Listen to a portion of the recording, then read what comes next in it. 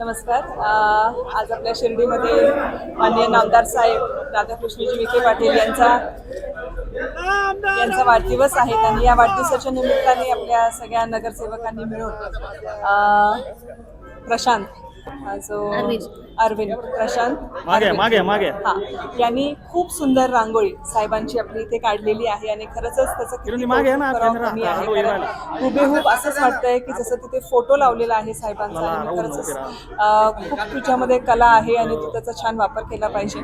तर या फोटोसाठी, या फ्रेमसाठी किंवा या रांगोळीसाठी मी खरंच तुझं मनापासून धन्यवाद करेल आणि सगळ्या नगरसेवकांचे धन्यवाद करेल की त्यांनी साहेबांच्या वाढदिवसाच्या निमित्ताने सुंदर चांगले उपक्रम आपल्या परिसरामध्ये घेतलेले आहेत आणि सगळ्या जे गरजू मुलं आहेत त्यांना शालेय वस्तूंचं वाटप सुद्धा आपल्या परिसरामध्ये खूप छान पद्धतीने झालेलं आहे. त्याच्यामध्ये त्यांनी जेवढी पण नगरसेवक आहेत त्यांनी तर केलेलंच आहे काम, पण जेवढे पण आपले कार्यकर्ते आहेत सुद्धा खूप छान पद्धतीने इथे वेगवेगळ्या गोष्टींचं शिबिर ठेवलेलं आहे आणि जेवढं त्यांच्याकडनं जे शक्य होईल, ज्याच्याकडनं जे शक्य होईल त्यांनी साहेबांच्या वाढदिवसाच्या निमित्ताने आपल्या शिर्डीमध्ये खूप छान उपक्रम केलेले आहेत. तर मी प्रत्येकाचा मनापासून धन्यवाद करेल. तुम्ही खरंच आमचे अगदी खूप प्रेम करतात विखे पाटील परिवारावर आणि विखे पाटील परिवारांचं पण तुमच्या सगळ्यांवर खूप प्रेम आहे.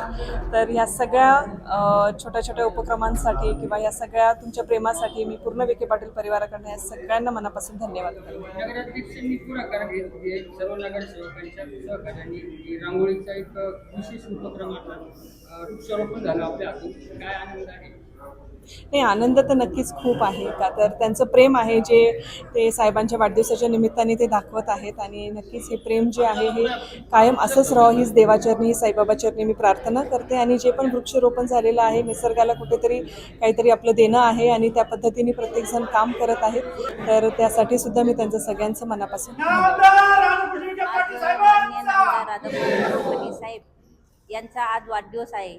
या वाढदिवसानिमित्त आम्ही आज समाज मंदिरमध्ये साहेबांचे माननीय नामदार राधाकृष्ण विखे पाटील साहेबांचे रांगोळी स्वरूपात त्यांचे चित्र रेखाटले आहे आणि झाडं लावण्याचा उपक्रम राबवला आणि शालेय साहित्य वाटप करण्यात आले आहे. तसं आज साहेबांच्या वाढदिवसानिमित्त झाडाचा संकल्प केला आहे की वर्षभरात आम्ही 10,000 झाडं लावण्याचा संकल्प केला आहे आणि दरवर्षी शालेय साहित्य वाटण्याचा आमचा मानस आहे.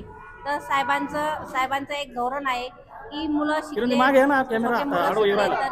तर आपला महाराष्ट्र प्रगतीशील होईल आणि झाडं लावण्याचा एक संकल्प आहे की साहेबांनी 100 वर्ष त्यांचं आयुष्य खूप आनंदाने जगावे आणि त्यांनी आम्हाला सातत्याने असाच आशीर्वाद द्यावा अशीच मी प्रार्थना करते.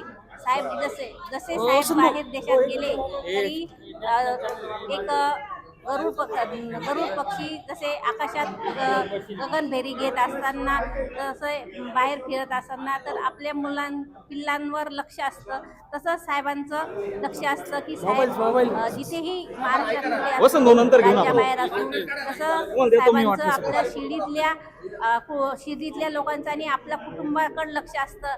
आम्हाला पण असं वाटतं की आज आपल्या घरातले मोठे वडीलधारी माणसं जसे बाहेर गेले तसं आम्हाला असं वाटतं की साहेब आपल्याकडं कधी आपल्या घरी येतील आणि आम्हाला कधी मार्गदर्शन करतील. आम्ही जरी बाहेर गेले तरी आम्ही साहेबांना नेहमी आठवण येत राहते की साहेब आमच्याकडे कधी येतील, आम्ही त्यांना कधी आमच्या गोष्टी सांगू असं सातत्याने वाटत असते. पण साहेबांचं लक्ष हे नेहमी आपल्या शिर्डीकरांकडे असतं, सर्वसामान्यांकडे असतं, गोरगरिबांकडे लक्ष असतं. सर्वांना कसे सुविधा उपलब्ध करून देतील याचा त्यांचा नेहमी प्रयत्न असतो.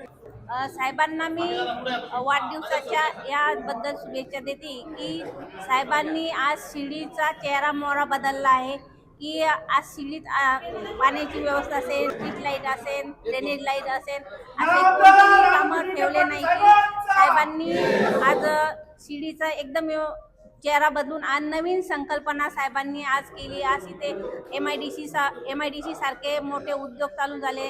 लोकांना त्यांना म्हणजे गोरगरीब जनतेला कशी त्यांना रोजगार उपलब्ध होईल याचा त्यांना नेहमी मानस असतो. आणि यासाठी मी साहेबांना वाढदिवसाच्या खूप खूप शुभेच्छा देते. आणि शिर्डी नगर परिषद आणि सर्व ग्रामस्थांच्या वतीने मनापासून खूप शुभेच्छा देते. साहेबांना उदंड आयुष्य लाभू दे आणि अशी साईबाबा चरणी प्रार्थना करते.